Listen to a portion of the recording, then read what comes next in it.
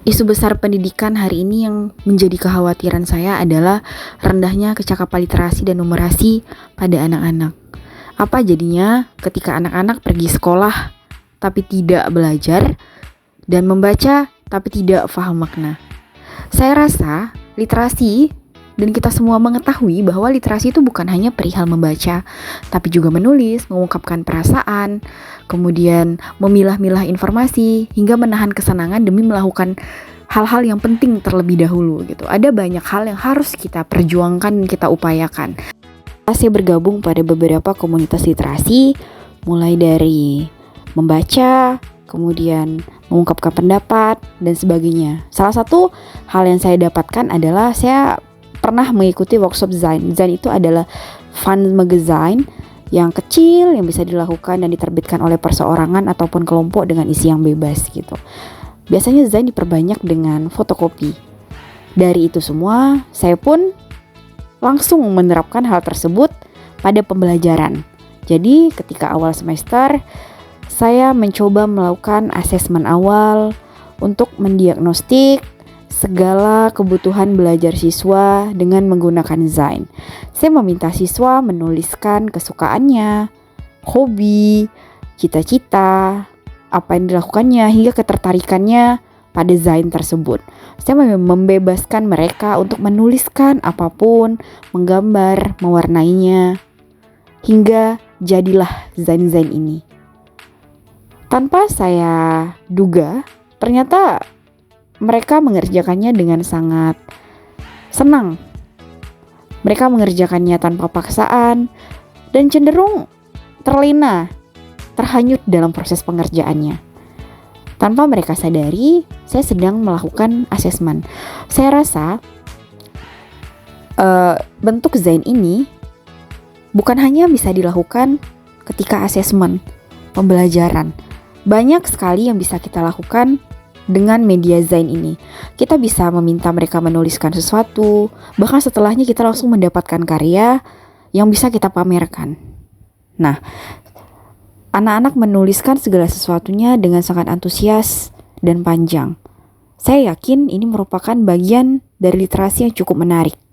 Sama seperti kita juga tentu akan sangat tertarik dan penasaran dengan hal-hal baru. Apalagi hal tersebut membahas tentang diri kita. Dari hasil tulisan Zain mereka inilah saya mulai merencanakan pembelajaran. Tentulah pembelajaran yang berusaha untuk memenuhi segala kebutuhan mereka. Pada awal pembelajaran, setelah menyampaikan tujuan pembelajaran, saya selalu meminta anak-anak untuk mencari tahu pada internet apa saja kegunaan materi pembelajaran tersebut dalam kehidupan sehari-hari. Namun pada pembelajaran statistika kali ini, saya tidak secara gamblang meminta mereka untuk mencari tahu manfaat statistika dalam kehidupan sehari-hari. Saya meminta mereka untuk melakukan survei kecil-kecilan di kelas kepada seluruh teman mereka mengenai apa saja yang ingin mereka ketahui. Mereka pun dengan antusias melakukan survei kecil-kecilan di kelas. Ada yang menanyakan merek sampo, berapa kali makan dalam sehari, makanan kesukaan, berat badan, hingga berapa banyak mendengarkan musik dalam sehari. Kemudian, mereka pun menuliskannya pada selembar kertas, lalu membuat kesimpulan dan mencari tahu sendiri di internet apa yang sedang mereka ingin ketahui dan mengapa hal tersebut ingin mereka ketahui. Di luar dugaan saya, ternyata hasilnya amat sangat baik. Proses pembelajaran awal tadi menurut saya cukup melatih kemampuan mereka untuk berkomunikasi dengan temannya, menyampaikan tujuannya, dan menuliskan apa isi pikirannya. Lalu, ini adalah pembelajaran yang saya lakukan untuk melatih anak-anak mengungkapkan apa isi pikirannya. Jadi setiap kelompok mendapatkan materi yang berbeda dan mereka menjelaskan isi materinya. Mari kita dengarkan sedikit penjelasan salah satu kelompok.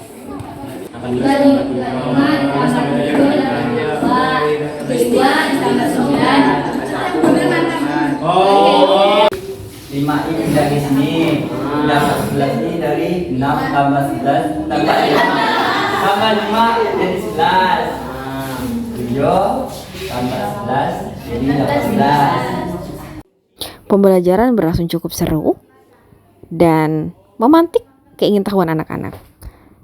Selalu terpikir oleh saya, mengapa literasi rasanya seperti dipaksa.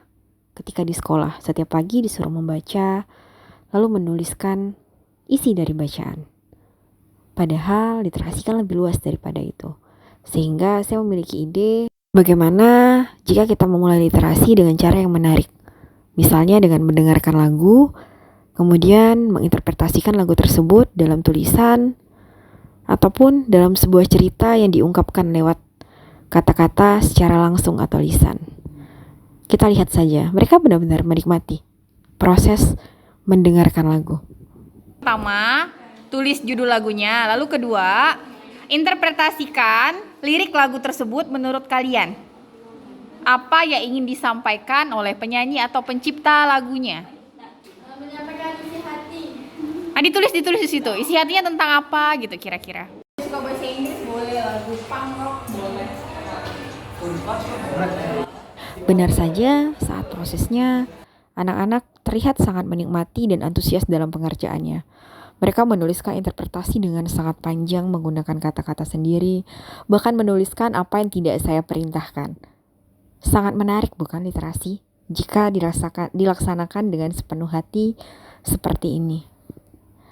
Biasanya, saya menggunakan teknik ini untuk mengganti ice breaking atau di pagi hari ketika pembelajaran baru akan dimulai untuk membangkitkan semangat anak-anak.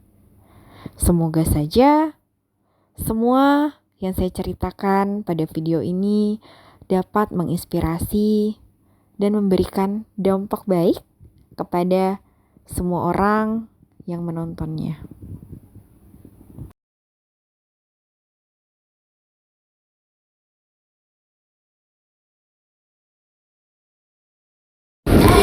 Pembelajaran inovatif yang dilakukan oleh Ibu Syarifah Wadatul Fitri ini mengintegrasikan literasi dengan pembelajaran diferensiasi melalui model discovery learning, di mana siswa itu diajak aktif mencari serta mengolah informasi. Media kreatif seperti desain atau mini majalah dan lagu digunakan untuk membantu siswa memahami materi dengan cara yang lebih personal dan menarik. Dengan pendekatan ini, siswa terlihat dapat mengekspresikan pemahaman mereka secara kreatif dan aktif, sekaligus juga memperkuat literasi dan keterampilan berpikir kritis. Tujuan utamanya adalah agar siswa mampu membedakan antara data kualitatif dan kuantitatif melalui pengalaman yang eksploratif. Pendekatan diferensiasi memastikan bahwa setiap siswa belajar sesuai dengan minat dan gaya belajar mereka, memungkinkan mereka mengeksplorasi konsep dengan cara yang paling efektif. Guru bertindak sebagai fasilitator, menyediakan aktivitas yang disesuaikan dengan kebutuhan individu siswa. Dengan metode ini, pembelajaran menjadi lebih inklusif, mendorong keterlibatan aktif, serta mengembangkan pemahaman yang mendalam terhadap materi akademis, sambil meningkatkan kreativitas, kemampuan literasi, serta keterampilan ekspresif siswa. Terima kasih.